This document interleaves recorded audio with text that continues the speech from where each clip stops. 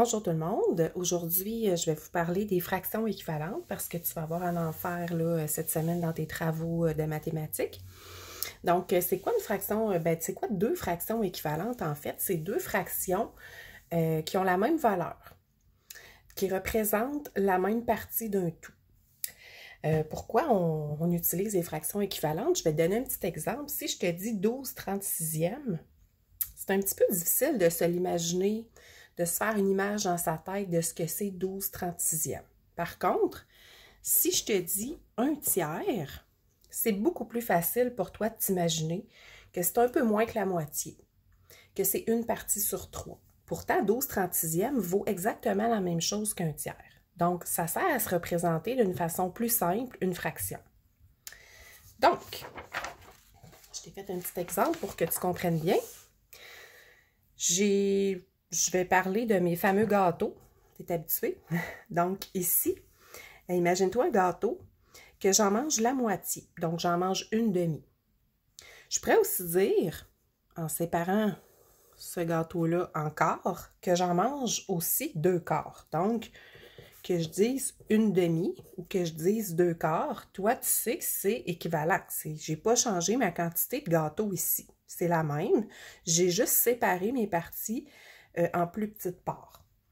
Je peux continuer. Je peux reséparer mes parties puis me dire que j'en ai mangé 4/8 parce que mon tout est rendu séparé en 8. Même chose pour mon prochain exemple. Donc, si j'ai un tiers, je pourrais aussi, en reséparant chacun de mes tiers en deux, me retrouver avec des sixièmes. Je pourrais aussi dire que c'est la même chose que 2/6. Ou je pourrais dire, en reséparant en deux, là je suis rendue avec des 12e, que c'est la même chose que 4/12. Donc, ce sont toutes les fractions qui ont la même valeur. Tu le vois, la valeur n'a pas changé. C'est la même part.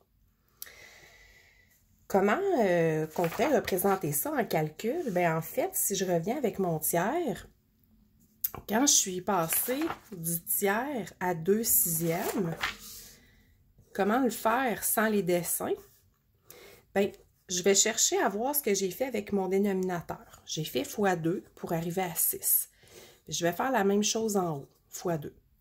C'est à l'être fini, je ne suis pas obligée de faire x2, je pourrais faire x10.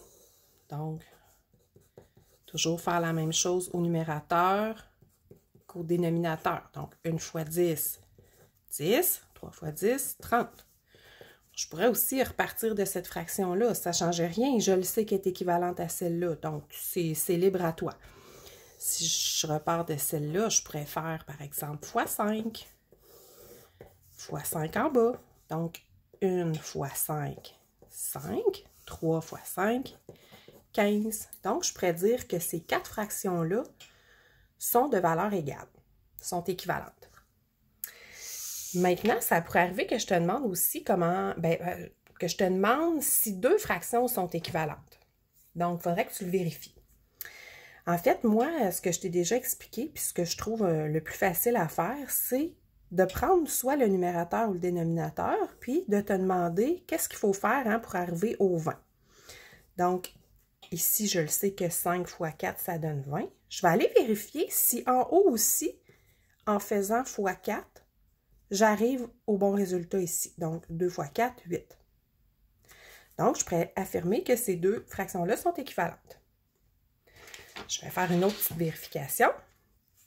Ici, qu'est-ce que je ferais au 5 pour arriver au 25? Je connais bien mes tables. 5 fois 5, 25. Je vais aller voir si c'est vrai que je peux faire aussi fois 5 en haut. Est-ce que c'est vrai que 2 fois 5, ça donne 6? Non. 2 fois 5, ça donne 10. Qu'est-ce qui donne 6? C'est plutôt fois 3. Donc, je ne peux pas dire que ces fractions-là sont équivalentes. Parce que tu le sais, pour que des fractions soient équivalentes, tu dois multiplier par ou diviser par le même nombre en haut et en bas, au numérateur et au dénominateur. Donc, ici, je pourrais affirmer que ces deux fractions-là ne sont pas équivalentes. Alors voilà, j'espère que tu as bien compris.